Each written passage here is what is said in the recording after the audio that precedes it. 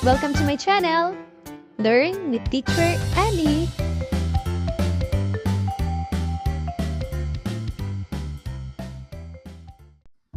Day 1. Identify the terms in a pattern, describe a repeating pattern, and tell whether a pattern is repeating or not. Students, what do you mean when we say pattern?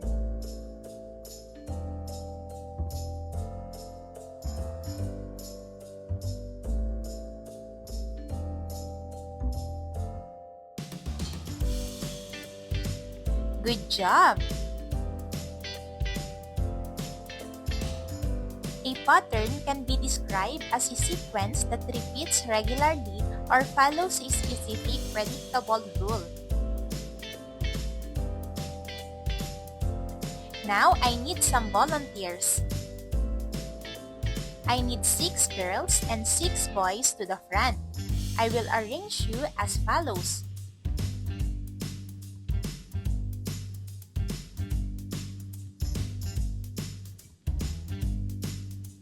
Students, can you share some observations about your classmates standing in front?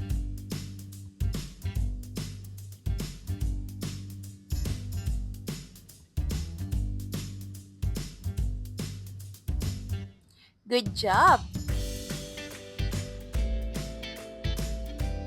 Here are some examples of patterns and non-patterns.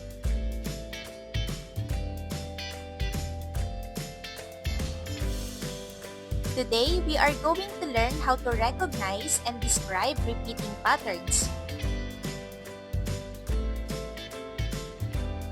Here are some words that we could tackle during our lesson for today.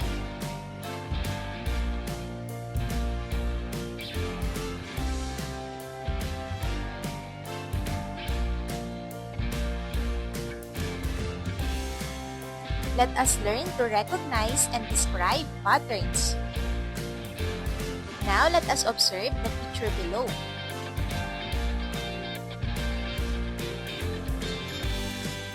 This pattern repeats throughout the arrangement.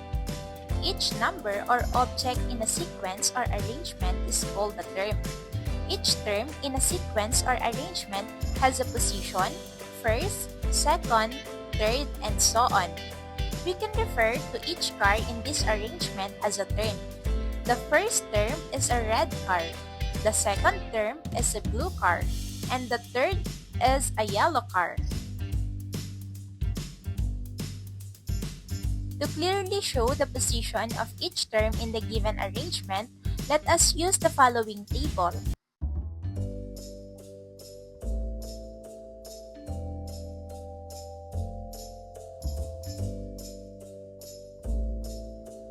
Let us put the toy car arrangement in the table below, one at a time.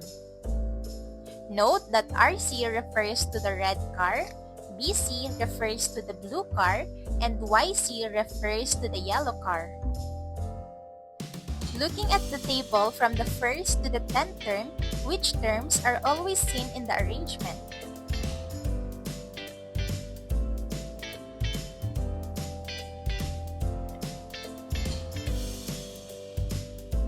Good job, everyone! Remember that a sequence or arrangement where a specific pattern repeats continuously in the same order is called a repeating pattern. Now, let us observe the second arrangement below and answer the following question.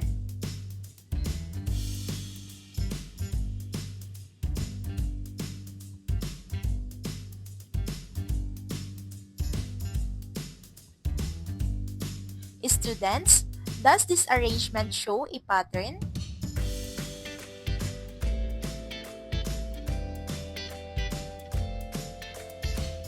Again, what is the pattern?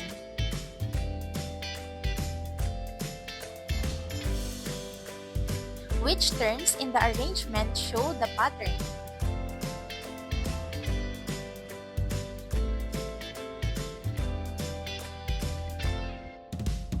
Can you call the pattern a repeating pattern? Why?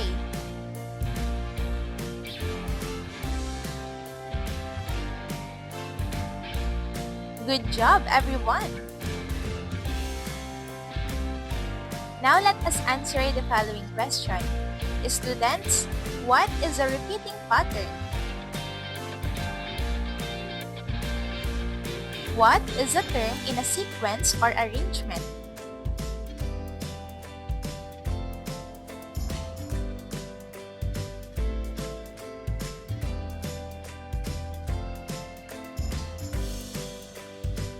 Does the given arrangement show a repeating pattern? What made you say so?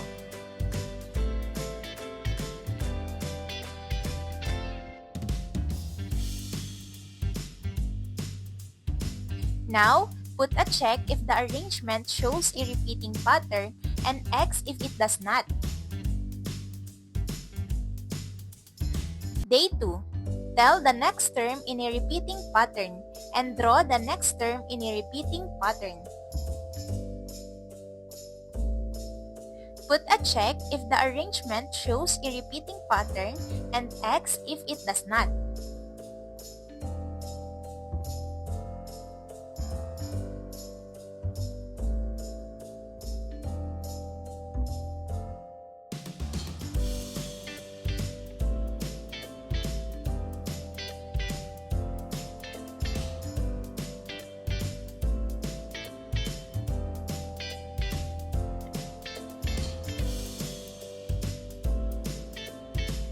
Good job!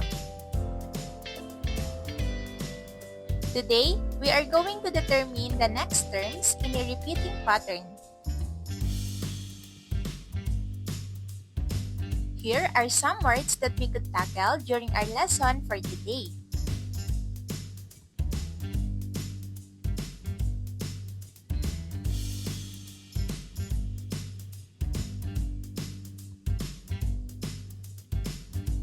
Let us learn to recognize and describe patterns.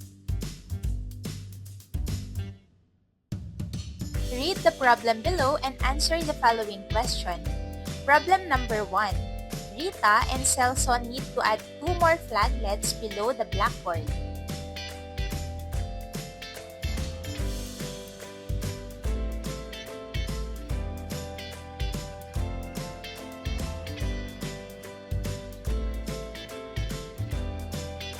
What flaglets should they add? Explain your answer.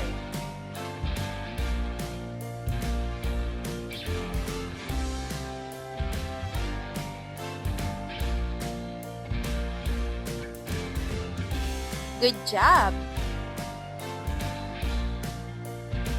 What do you observe about the arrangement of flaglets shown?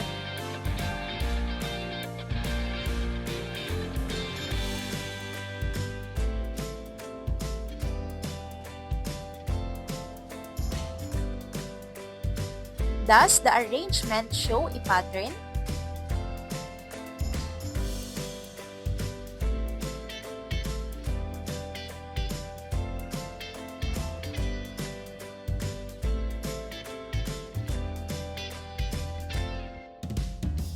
What is the pattern?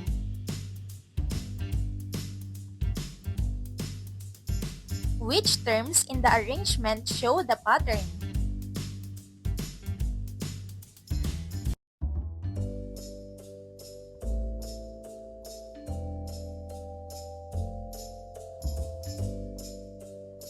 What are the next 2 terms after the last yellow flaglet?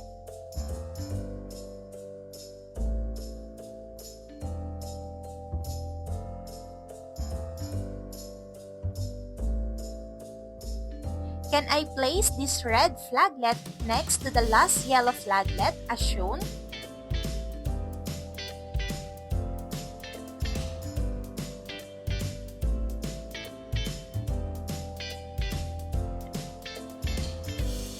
Why or why not?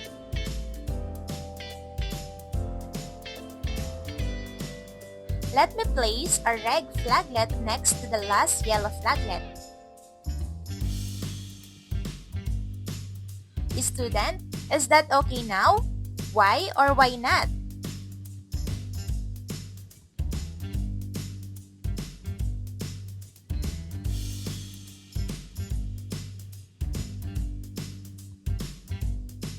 Good job!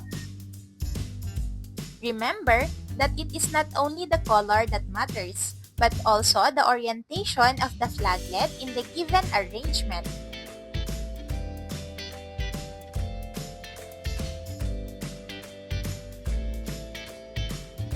Now, I will place the red flaglet beside the yellow flaglet in the correct position.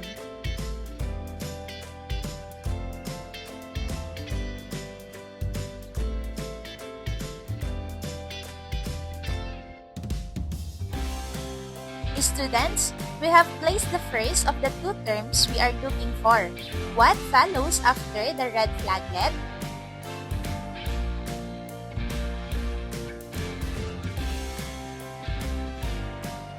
In the given arrangement, how did we determine the next terms?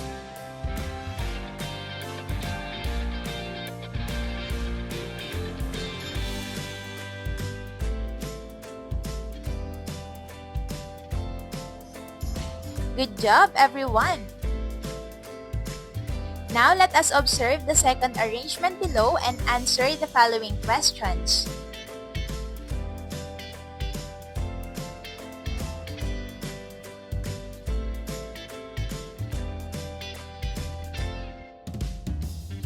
What flaglet should be placed if we extend the given arrangement from the last yellow flaglet?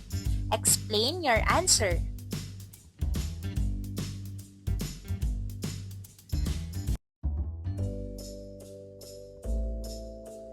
Good job!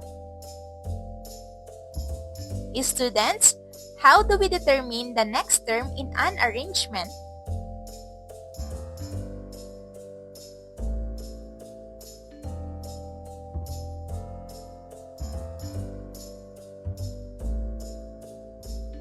Now, what is the next term in the given arrangement?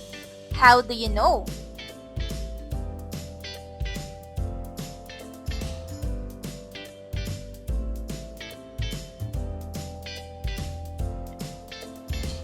Let us study the two sets of arrangement below, set A and set B.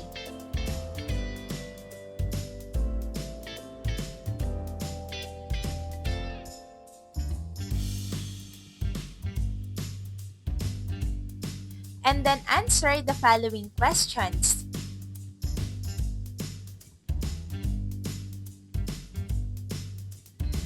Day 3. Tell the missing terms in a given arrangement and draw the missing terms in a given arrangement. Now, let us study the two sets of arrangement below.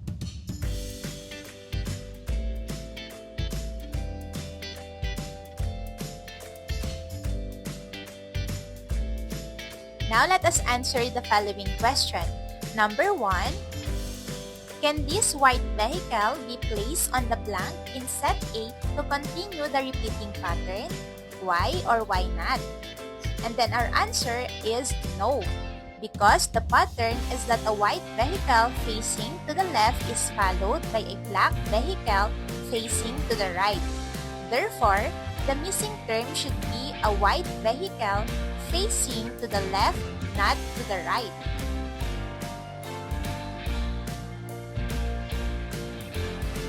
Number 2, can this white vehicle be placed on the blank in set B to continue the repeating pattern? Why or why not? And the answer is yes, because the pattern is that an airplane is followed by a white vehicle facing to the right. Therefore, the missing term should be a white vehicle facing to the right, which matches the given object. Good job! Today, we are going to determine the missing terms in a repeating pattern. Here are some words that we could tackle during our lesson for today.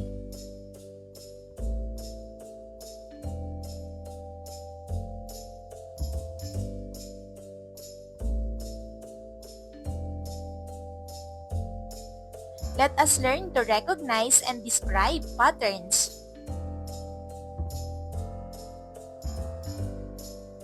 Let us read the problem below and answer the following question. Problem number 1. A set of numbers is written on the board. A number from this set was accidentally erased.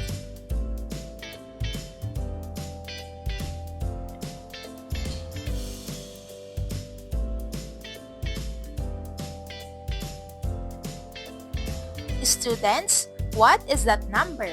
Explain your answer.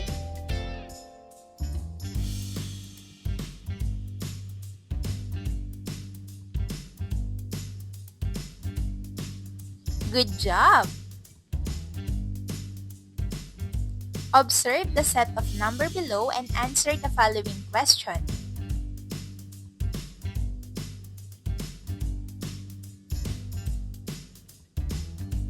What do you observe about the arrangement of the numbers in the given set?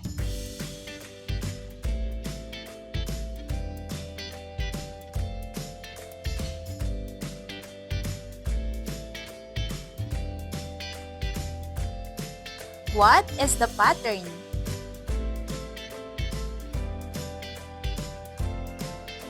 Which terms in the arrangement show the pattern?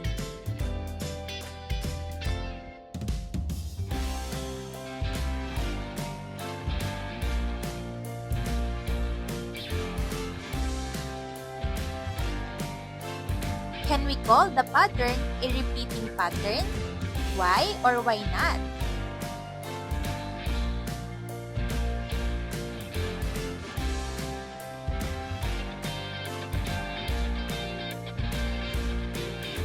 What then is the missing term in the given set of numbers?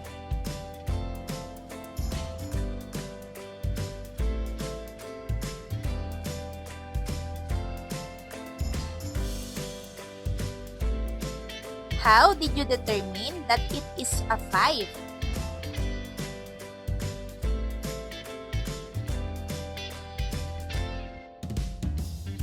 Good job!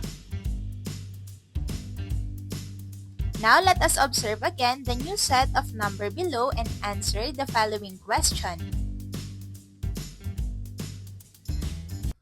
What is this missing term? Explain your answer.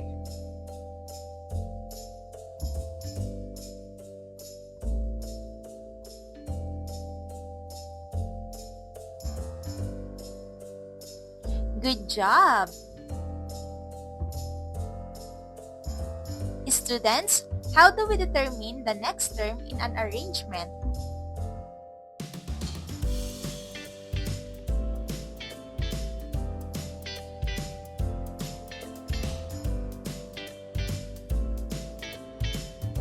What is the missing term in the given arrangement?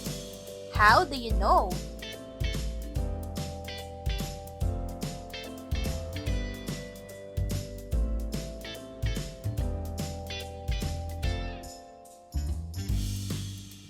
Now let us study the two arrangements below. Each of them has a missing term.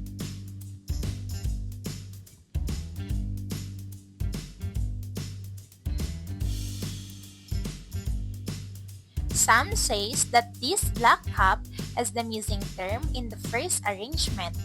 Sarah says that this black cup is the missing term in the second arrangement. Who between Sam and Sarah is correct? Explain your answer. Day 4. Create repeating patterns using objects or shapes or numbers.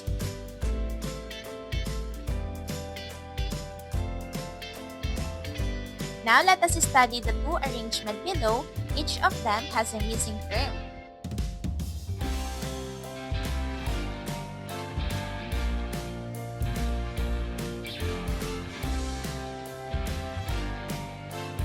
Sam says that this black cup is the missing term in the first arrangement, and Sarah says that this black cup is the missing term in the second arrangement.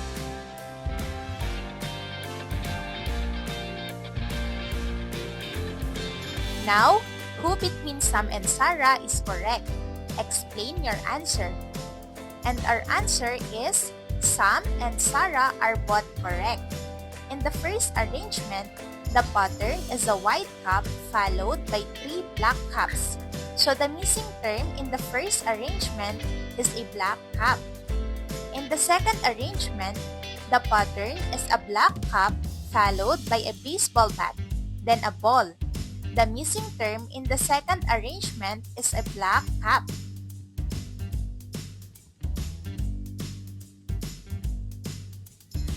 Good job! Today, we are going to create repeating patterns. Here are some words that we could tackle during our lesson for today.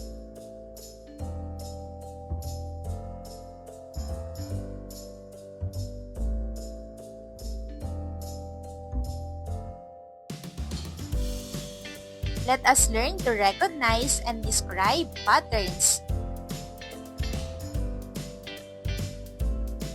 Now let's have an activity. Here are the directions.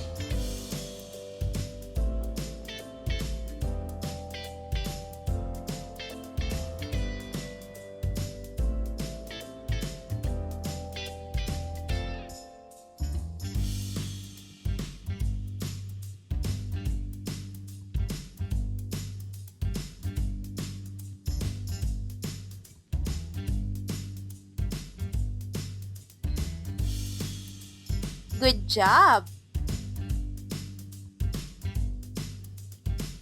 Here are some possible patterns for first condition and second condition.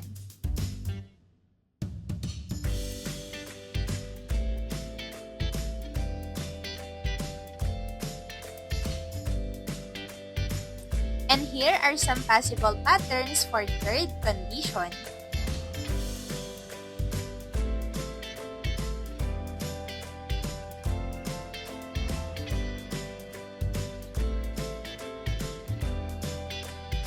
Now let's have another activity. Here are the directions.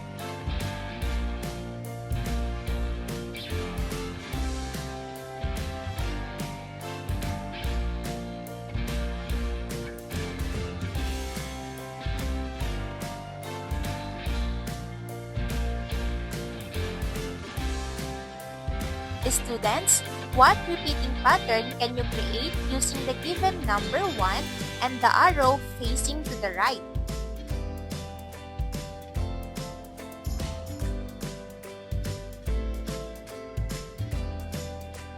Good job! Here are some possible patterns.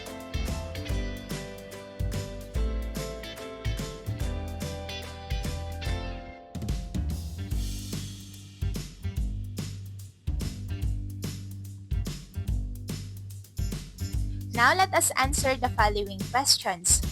How do you create repeating patterns?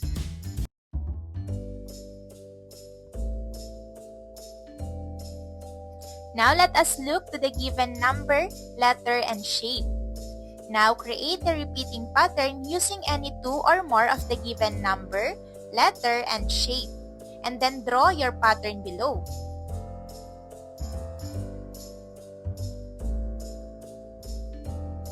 Day 5, third periodical test.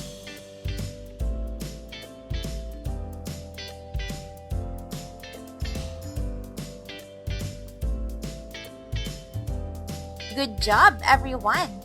End of week 8. Thank you for watching!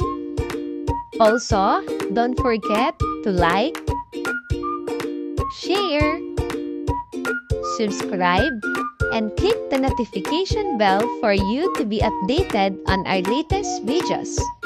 See you on our next lesson. Goodbye!